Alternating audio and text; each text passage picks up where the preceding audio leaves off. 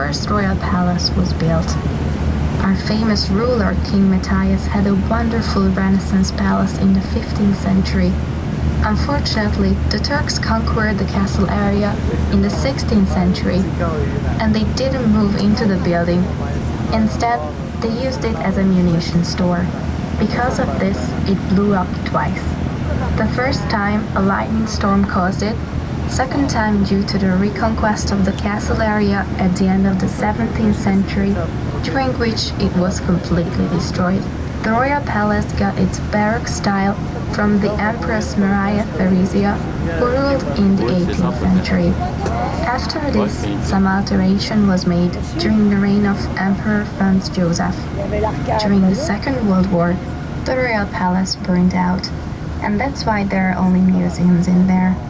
If you are interested in Hungarian art, the Hungarian National Gallery, the Budapest Historical Museum, and our National Library, the Széchenyi Library, are recommended to visit. Ich möchte Ihnen etwas über das königliche Palais erzählen. Der erste königliche Wohnturm wurde noch in der Zeit. Neben dem königlichen Palais ist ein weißes Gebäude, das Alexanderpalais.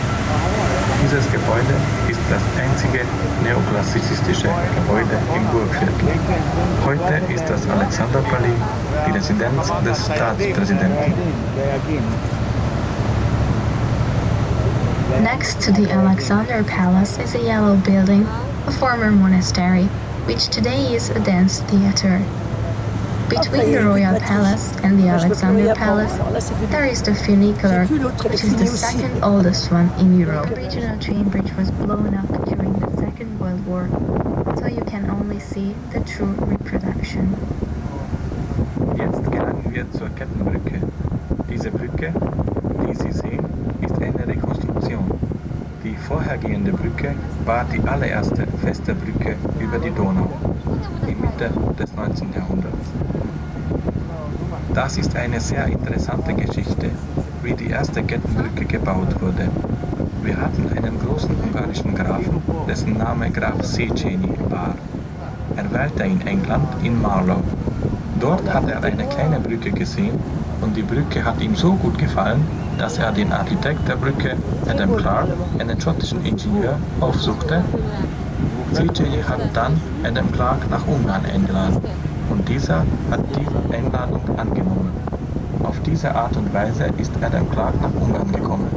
Zuerst hat er die erste Kettenbrücke konstruiert und dann hat ihm das ungarische Leben so gut gefallen, dass er für immer blieb und eine Ungarin heiratete. Unsere Hauptstadt besteht aus zwei Teilen. 2 Millionen Menschen leben hier. Die Stadt hat eine Geschichte von 2000 Jahren und es gibt 2 Inseln in der Mitte der Stadt, die Margareteninsel und die Shepherd-Insel. The very first inhabitants of the city were the Celtic tribes, who lived here in the 4th century.